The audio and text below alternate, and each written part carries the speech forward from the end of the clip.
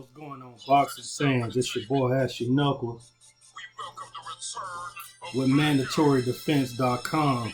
I'm here to talk about a potential fight coming up in the bantamweight division. It happens to feature a hot, rising superstar, or who they perceive to be a superstar at the bantamweight weight division, and that is none other than Naoya Inoue. Inoue is a hot fighter right now in the sport. He has everybody singing his praises, and they should, based on his abilities in the ring. And he's a pretty fast fighter. He mixes up his punches very well. Solid shots to the head and body, crushing body shots. His left punch to the body is signature of how they do it in Mexico. They really dig it in there, try to freeze you, hitting you to your liver, making you drop to the ground, or freezing your steps so he can go ahead and finish the deal. As of right now, he's a 3-division world champion, and it seems like nobody that they put him in the ring with can get him some rounds. Some of the so-called pundits in the sport of boxing consider him the top fighter in all of the world, and you got other fighters that's willing to test that theory. As it stands, there are fighters within and around his weight that's willing to get in the ring with him and see what all the hype is all about, or if it's hype at all. You got Luis Neri out there who's chomping at the bit to get his hands at Inoue. But this particular fight is against somebody who's highly decorated within the division and above, and that's none other than Nonito Donaire. In this particular fight, the champions are fighting. Nonito Donaire is, I believe, an IBF champion, and I believe Naoya Inoue is a WBA champion, or I could have it mixed up. But the bottom line is this would represent a unification at the weight class, and I can't wait to see it. Obviously, Nonito Donaire was once considered a pound-for-pound great in the sport of boxing. He hopped up on the scene based on his destruction of Vic Darchinyan, who was very hot at the time. And, Nonito Donaire has put on highlight reel knockouts based on his skill set. He was a guy that could switch hit. He's a guy who could fight righty or southpaw. He could box, use the whole ring. He can also dictate the pace of the fight. He can also sit back and counterpunch. Some of those highlight reel knockouts include former world champion in Fernando Montiel. Nobody can forget how he knocked him out and had Montiel just on the ground stuck with one leg in the air. He just frozen. His nerves got frozen. And, of course, the Vic Darchinyan knockout is one you couldn't forget. He also knocked off undefeated champions like Raul Martinez, who was highly touted at the time. Very good amateur, and he was also a very good professional. In fact, where is Raul Martinez now? He hasn't been the same after that fight.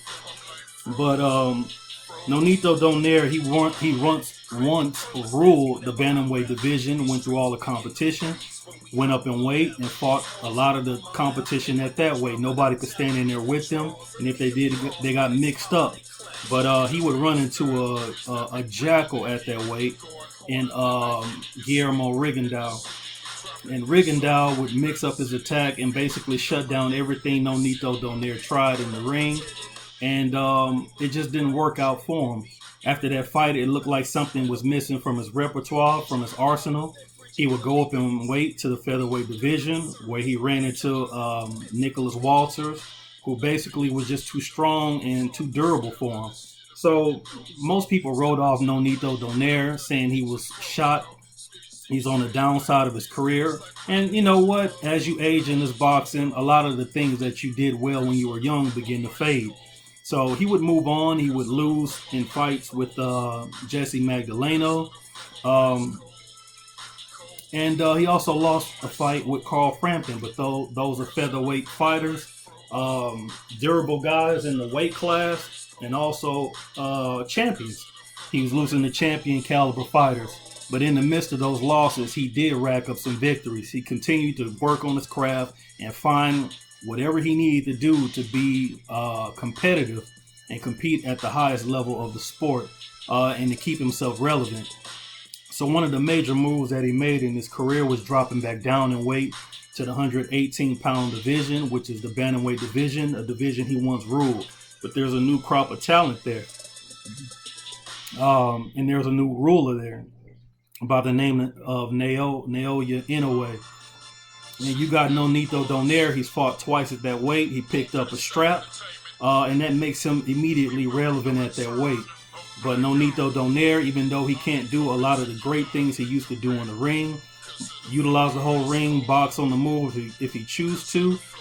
As of right now, he doesn't do that. He takes another approach. He likes to go and debo these boys, and he tries to big boy them. Y'all know my style. Y'all know how I like to say, put pressure. I'll put my own spin on it.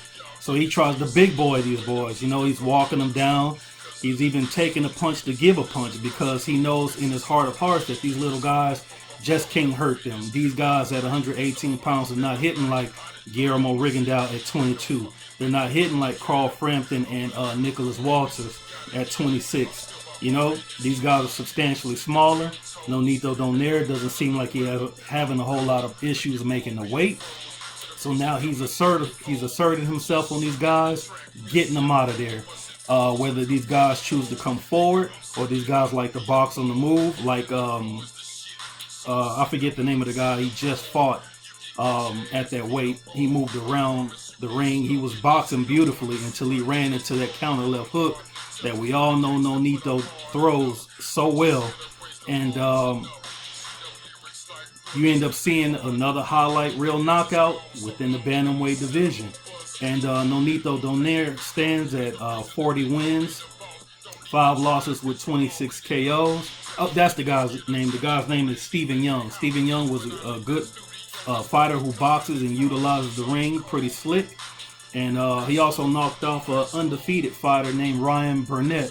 But in this particular fight, it'll be another undefeated fighter, the guy that everybody's clamoring about, Naoya Inoue, the guy with the fast hands, with the big power, and the guy who has not went the distance in about 3 years, in a total of 8 fights. So one thing that his promoters and his handlers are having a hard time doing is finding somebody who can stand in there with them and test them and give him the fight that he needs. A guy who will be there for him, you know, a guy who he'll hit and he's just not reacting to the punch. You know, he's still there. He's not in awe of the power.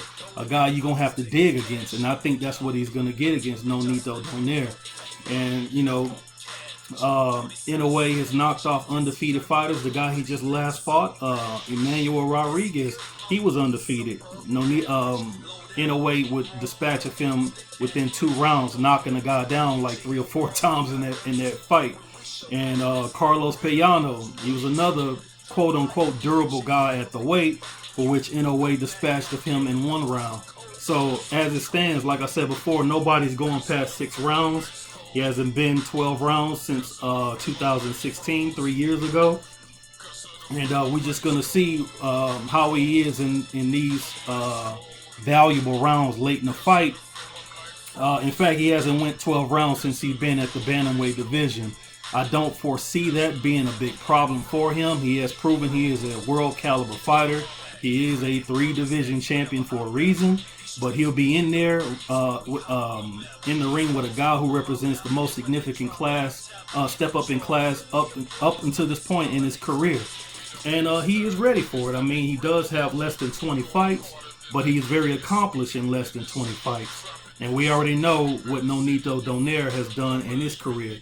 In this particular fight, I see Nonito Donaire going after him, you know, trying to see what his power, what Inoue's power is like at this weight, and see what Inoue is like in terms of that chin, because one thing we know is going to happen is Nonito Donaire is going to hit him with one of those vaunted counter left hooks that normally knock guys stupid. And that's going to tell us a lot about Inoue. What happens when he gets hit with a guy who can hit just as hard as he can? What happens when he's in the ring with a guy who's just as fast as he is in terms of hand speed?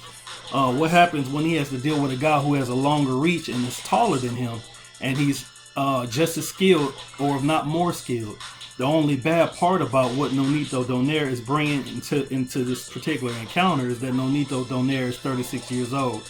So the favorite in the fight has to be Naoya Inoue. I mean, he's the younger guy. He is the guy on the way up. Nonito Donaire is the guy on the way out, still trying to prove to himself that he can compete at the highest level. So I'm going to do what most people don't do. You know, it's easy to pick the favorite. I'm going to go against the old charge. I'm going to go for the old head. Nonito Donaire is, he brings more than anything Inoue's ever seen. And like I said before, I want to see how this guy's beard stands up to one of those counter left hooks, which he is going to get hit with.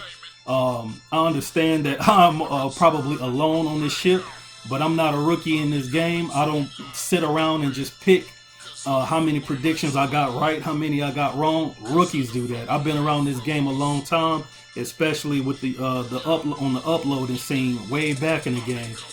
It's not important to me to get predictions right. It's important to me to break these fights down. So I don't hold it against anybody who goes with the favorite. You should go with the favorite, but I'm not in a hurry to anoint guys. To me, you got to prove it to me. It's not important for me to get the fight right. It's important for me to see these guys step up in class and prove that they belong and they're worthy of all the praise that they're getting, especially from the so-called pundits and the hardcore boxing fans such as myself. So it remains to see what's going to happen in this fight. Who will emerge victorious as a unified champion at that weight? Will it be the young Inoue, bantamweight champion, or will it be the old head, the once pound for pound great Nonito Donaire? That's all I got for you. If you like the content, you appreciate the breakdown, hit that like button, hit the bell icon.